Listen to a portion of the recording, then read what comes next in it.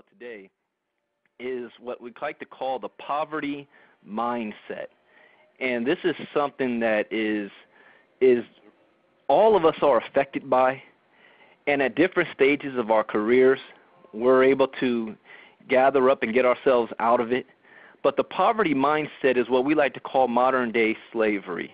It's what is keeping us in position and being slaves without having chains attached to us.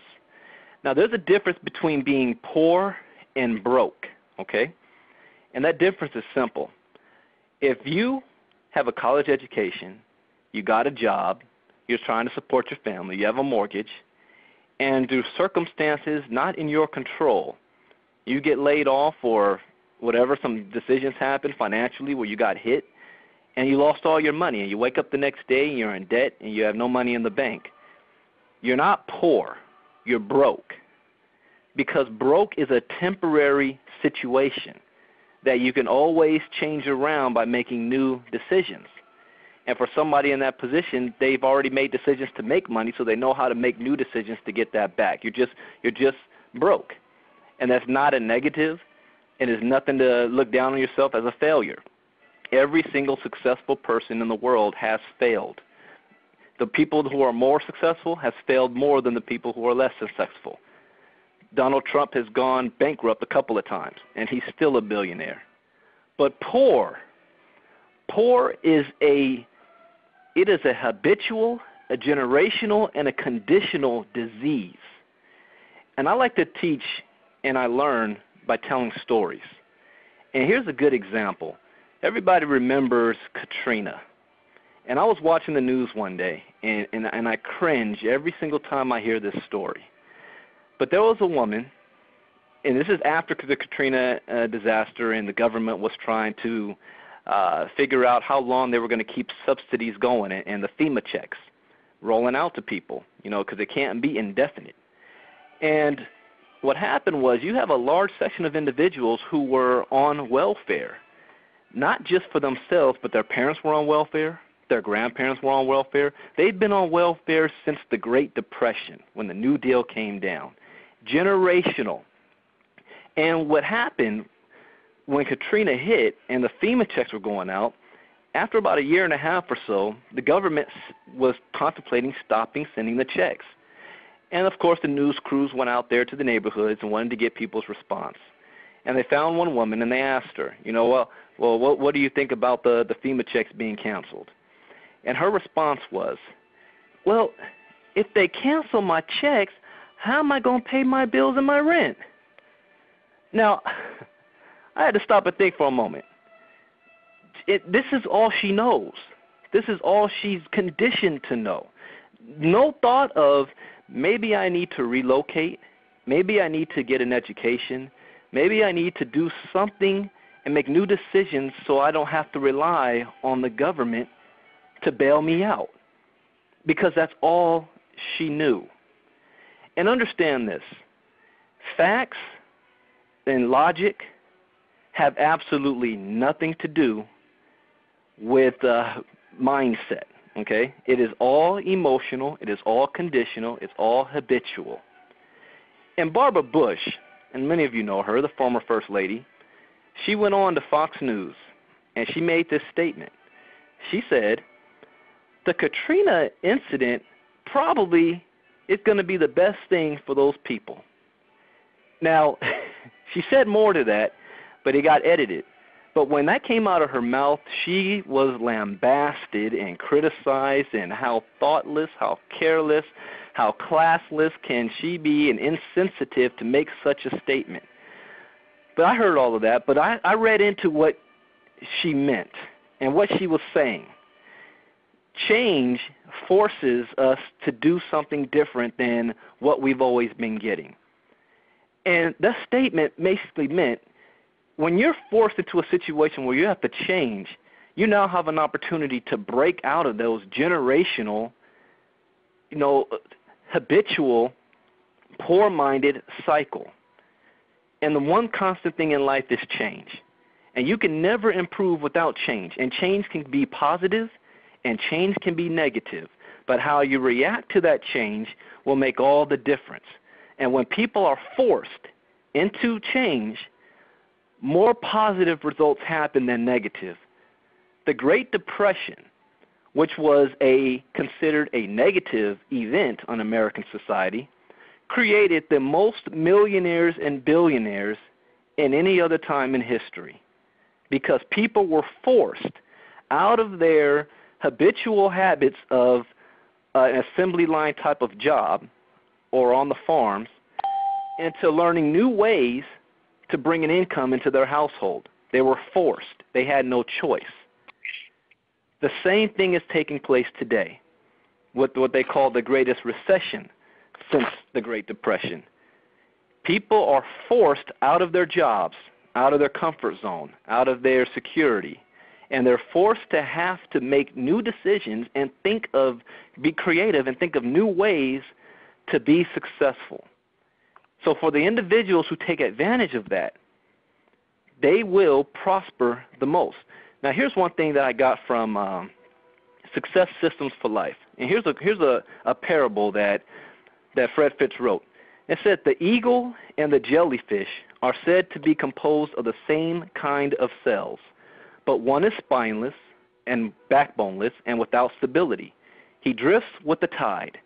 The other soars to the most sublime heights, seemingly effortless, but with great strength and purpose. Which will you be? And when I read that, that really hit home to me because it's something my father said. My father attended business school at USC, and he attended Cal State Dominguez Hills, and he was born and raised in Compton, California during a time of the city which was the poorest division in the city. And out of him and all of his neighbors and friends growing up, he became successful. And what's the difference? They both came from the same environment. They all came from the same upbringing. The neighborhood, they all knew each other. They all went to the same high school. And they all made of the same stuff. But my father made a decision. And he made a decision that said, you know what, I'm not going to be poor. I'm going to be successful.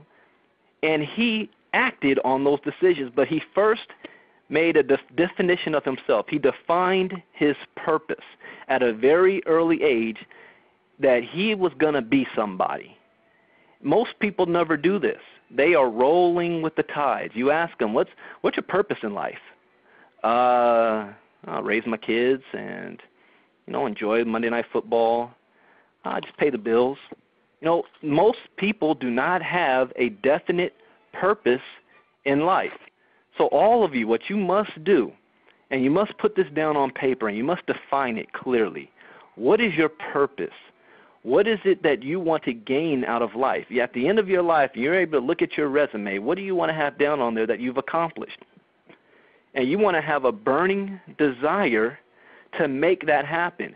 And once you do that, because that burning desire is an emotional response, it will separate you from everyone else that is made of the same stuff as you. This is very important. But to really also break out of this generational poverty mindset, and that it's caused by some of it is your environment, your upbringing, but you also must understand that this is something that you're going to have to need to really think long on about what it is that you want out of life, and by doing so, you're able to divine your purpose, and you're also able to really put a plan in place on how to achieve, your goals and your desires. So one thing is here, a poverty mindset. So one thing when you're dealing with an individual that has a poverty mindset, you want to make sure that after you have your goals and everything down, now what you want to achieve out of life, then you must take action into making that happen. And so it comes down to who are you listening to? You already know you were listening to your parents, you were listening to your schools, and here's a good example of make sure you listen to the right person. Like I said, I like to talk in stories. When I was in school at Morehouse College, I had a business professor, and I was a business major, and I wanted to be like my dad. My dad was in business. I wanted to be in business major as well. And I'm sitting there listening to the professor, and he's going over all of these macro and micro economics and charts and figures, and and what things you need to do to have $1 million and $1 billion business. And I'm sitting there intrigued by it all and fascinated, and I'm thinking to myself, wow, this guy, he knows a lot.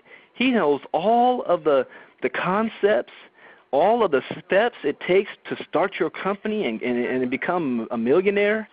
And I asked him afterwards, I said, this guy must be a millionaire. He must have successful businesses all over the place. And so I asked him, I said, so what success have you had? Can you give us examples of things that you have done that back up what you're saying? Well, then he talked about his backing in school, what his degrees, his PhD, where he studied. Oh, okay, that's fine. So after that, now that you have all that information and you put it into use, what companies did you start? What board of directors do you sit on? None. I haven't started any companies. Okay, well, what other people have you advised and you consulted on? You got a consulting fee for whatever, for giving them these great ideas for building their business. Well, no, I don't have any of that. I'm a teacher. My job is to teach you these steps, to lead you to become successful. And I asked, that's an oxymoron. How can you lead if you haven't been there? How can you tell us how to be successful if you've never been a success? And I wasn't very popular by asking that question, and subsequently I've changed programs from business to political science. So now that I'm in the political science arena, I had a chance to work in Washington, D.C. for a Congressman Jose Serrano from the Bronx. And I had an opportunity to have lunch with Congressman Patrick Kennedy. He was Ted Kennedy's son. And we were talking, and I was just in awe, the Kennedys, their mystique. Every single Kennedy born is worth $5 million from the birth canal, which is put into a trust fund that they can't touch till 21 or 25, which by that time is worth 3 times that amount, so that none of the family ever has to come out of the pocket to pass money down. This is just something that they institutionalized, have done, and they've done it for 100 years. Okay, so I asked. Well, he asked me questions. And he said, so you want to be a politician, you want to change the world, all that. Okay. Well, you're only 21 right now. You can't even run for Congress until you're 28. You can't run for president until you're 35, or Senate until you're 35. So at least you have time to build up your foundation and make some money. So what's your plan? I told him, well, I'm going to graduate, go get a job. He said, stop right there. That plan will never get you financially wealthy. Maybe you can be a lobbyist or go into consulting where you can make a lot of contacts and meet people who have money if you don't have money. But he said, where are you from? I said, Los Angeles. He said, this is what you want to do. There's millions of people down in Southern California, 13, 14, 15 million people. Find just 50,000 people to give you $1 every single month. And he said, now with $50,000 a month, you don't have to worry about a job. And you can spend your time traveling, making contacts, investing in other businesses, investing in other people who may be beneficial for you later on. You give them a favor, they owe you a favor, but you have the resources to do so. He said, but maybe if you found 20,000 and gave you $1 a day, find something like that. Do your own business. And then he went on to talk about something else with another congressman. But I'm sure if you go back to him and ask him about that today, he would never remember that conversation. But I did, and this is before I saw network marketing. And I understood that concept, and it shed light onto, wow, I never heard of anything like that before. He gave me more wisdom in a lunch hour conversation than 4 years of business at Morehouse College about how to be wealthy. I never forget that. And taking that knowledge is what led me into network marketing. But it's the mindset of breaking that poverty cycle. And you have to understand, who are you listening to first and foremost? So if you've made the decision, on another weekend I'm going to go over, there's 4 key things as far as thought process, 4 steps. One is the unconscious unknowing, then the conscious unknowing, then the conscious knowing, and then the unconscious knowing. And most of us are in that first stage of unconscious unknowing. We don't know that we don't know. That's poverty mindset. We have no clue. But once we once we have been enlightened, once the door has been opened to a complete another way, now we are conscious that we don't know anything. Now we know we don't know anything. And what this system that you guys are plugging into and this training and self-improvement and personal development, what that is doing is bringing you consciously aware that there is a different way than what you've been doing for all of your life. See, there's a couple of things you must understand. The definition of insanity is doing the same thing over and over again, yet expecting a different result. In other words, if you continue to do the things you have always done, you will continue to have what you have always gotten. So that's something that you must understand. So now that you know that there's things that you don't know. A couple of questions you're going to have to ask yourself is, number one is, what is your willingness to learn new things? What's your willingness to learn? And what is your willingness to accept change? See, when Barbara Bush made that statement, she was talking about the change, not the results, but the change happening. And if people are willing to accept change instead of trying to force things to go back to the way that they always were, then that can be the best thing that can ever happen to you. She said it all wrong and it came out all wrong, but that's what she meant. Wasn't anything racist about it, and I'm not backing whether Barbara Bush is one thing or not, but the statement itself was on point. So what is your willingness to learn? And that's what Melvin's talking about, the system. If you are willing to learn, then you must plug into the system. And what is your willingness to accept change? Because when you undergo this process, you will change. Your environment will change. You will start to attract different people in your life, but it also works in reverse. You will start to eliminate people that are already in your life out of your life. Right now, I guarantee the 5 closest people around you, you all have the same bank account size, you all drive the same type of cars, you all have the same type of lifestyle. The way law of attraction works is you attract to you what you are and what you put out. And if you want something more, if you want something different, then you need to start thinking differently, acting differently, and when you do so, you start to attract things into your life that are what you want. And it's like a magnet, and it's also the reverse. You start to eliminate those things that you don't. And most people don't get this. And I see on the internet all the time, people are running their mouths about law of attraction this, law of attraction that, and they really have no clue. Because number one, they're focusing on technique. These are the things that you have to do. When it's more about an emotional feeling, an emotional desire for what you want. It's not all about the how am I going to make it happen, but it's what it is that you want. You have it clearly defined. You think about it all the time. Earl Nightingale, Napoleon Hill both made statements about what you think about, you become most of the time, or thoughts are things. But you don't have to understand the law of attraction because all of you are already doing it anyway. What you have in your life right now, you attract it to you. It also works negatively. If you're thinking bad things all the time, then bad things are always going to come to you. If you have a poverty mindset, you are already unconscious that you think about bad things all the time. You don't even realize that you're doing it, and you're very good at doing it, and you will attract those things in your life. So number one, you got to be open. You now know that you don't know anything. So you have to be open to realize change is coming my way.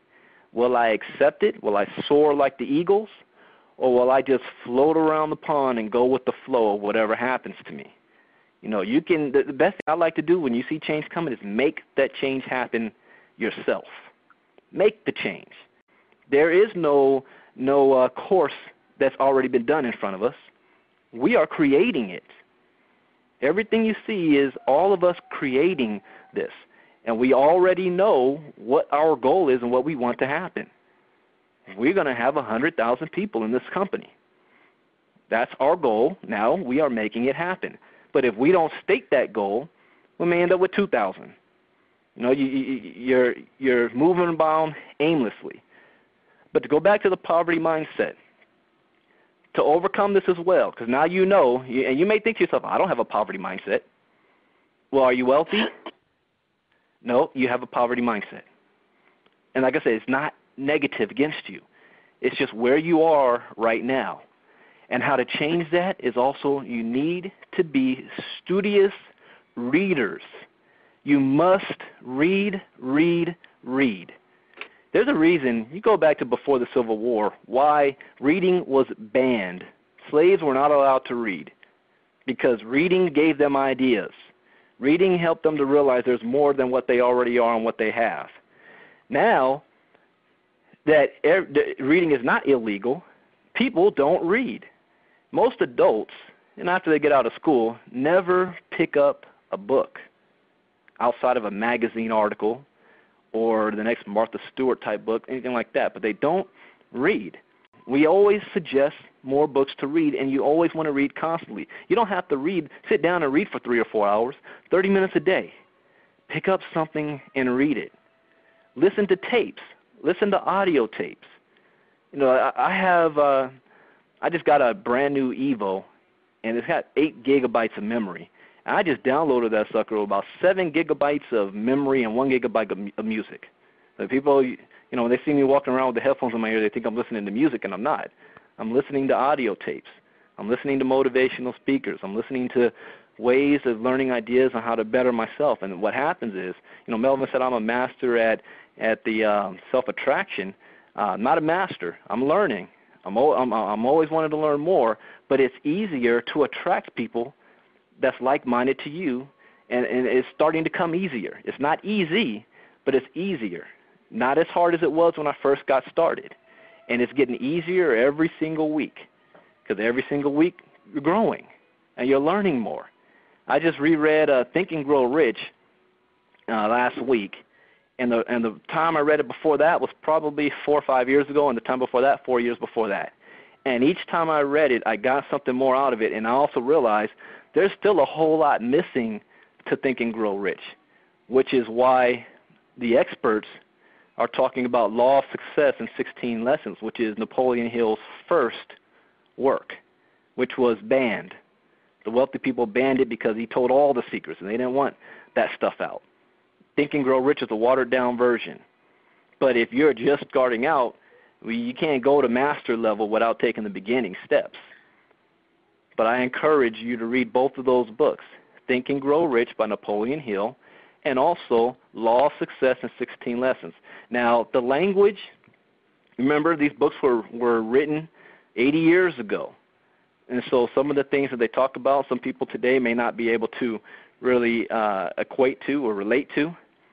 But for those of you, if you're African American, Dennis Kimbrough wrote a book that's called Think and Grow Rich, A Black Choice.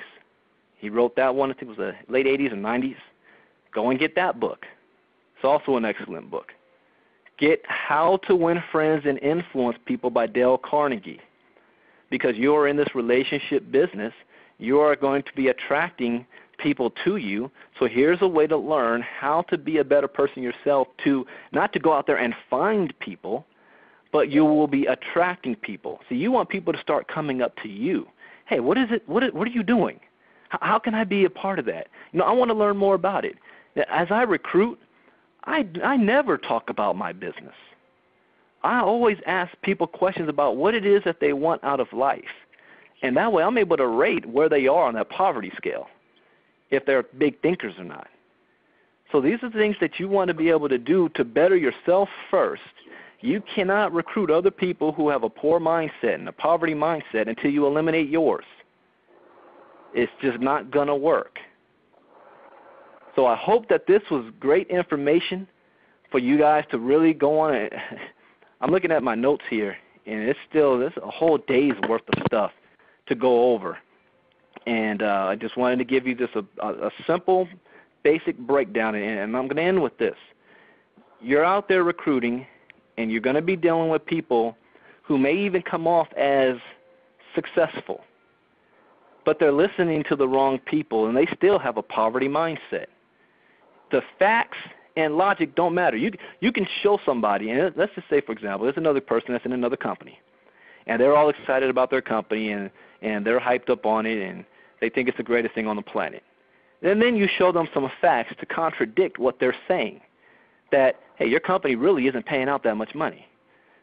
If you look at our compensation plan here, you will see that nothing can touch it. No, there's no competition.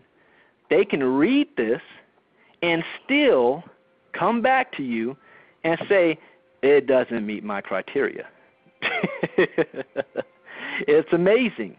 Why? Because they never had an open mind, and they're so closed on what they're doing because they have an emotional attachment to what they're doing. So how to reach this type of a person is not by showing them that our compensation plan is the best, but by finding out what it is that they're trying to get out of life from what they're currently doing, and then finding out if what they're doing is going to make it happen for them. Let them discover the flaws in it. Now, this is one thing that I'm practicing every time I'm talking to people. I haven't mastered it yet, but I'm practicing because I know if they are so emotionally tied to their operation, nothing I can tell them is going to sway them.